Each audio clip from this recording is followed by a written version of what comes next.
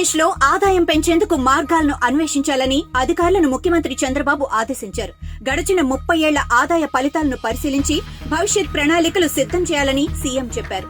రాష్ట్ర ప్రభుత్వ సొంత ఆదాయం పెంచుకునేందుకు ఎలక్ట్రానిక్స్, ఐటీ సేవల రంగాలు ఎక్కువగా దోహదం చేస్తాయని ముఖ్యమంత్రి అన్నారు. ఇవాళ సచివాలయంలో ఆదాయార్జన శాఖలపై సీఎం చంద్రబాబు సమీక్ష నిర్వహించారు. సమీక్షలో శాఖల వారి పురోగతిపై చర్చించారు. మరోవైపు గోల్డ్ అత్యధికంగా కొనుగోలు చేస్తున్న రాష్ట్రాల్లో ఆంధ్రప్రదేశ్ దేశంలోనే ముందున్నప్పటికీ పన్ను ఆదాయం ఆ స్థాయిలో ఎందుకు లేదో అధికారులు దృష్టి పెట్టాలని, పన్ను ఎగవేతలు లేకుండా చర్యలు తీసుకోవాలన్నారు.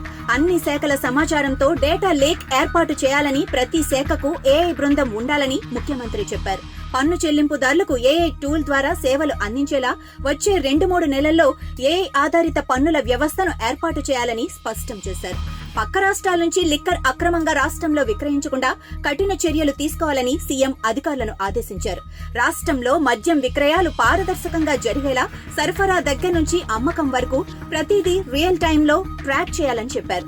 కర్ణాటక, తమిళనాడు రాష్ట్రాల్లో రవాణా శాఖ ఆదాయం పెరుగుతుంటే ఆంధ్రప్రదేశ్ లో ఎందుకు తక్కువగా ఆదాయం వస్తోందని ముఖ్యమంత్రి అధికారులను ప్రశ్నించారు. దీనికి కారణాలు అన్వేషించి వెంటనే సరైన విధానాలను అవలంబించి ఆదాయం పెరిగేలా చూడాలని చెప్పారు.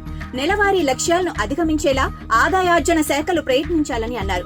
తెలంగాణలో హైదరాబాద్ నుంచే 75% ఆదాయం వస్తోందని ముఖ్యమంత్రి తెలిపారు. ఏపీకి అలాంటి అవకాశం లేనందున ఆదాయం పెంచేందుకు లోతైన అధ్యయనం చేయాలని అధికారులకు సీఎం సూచించారు.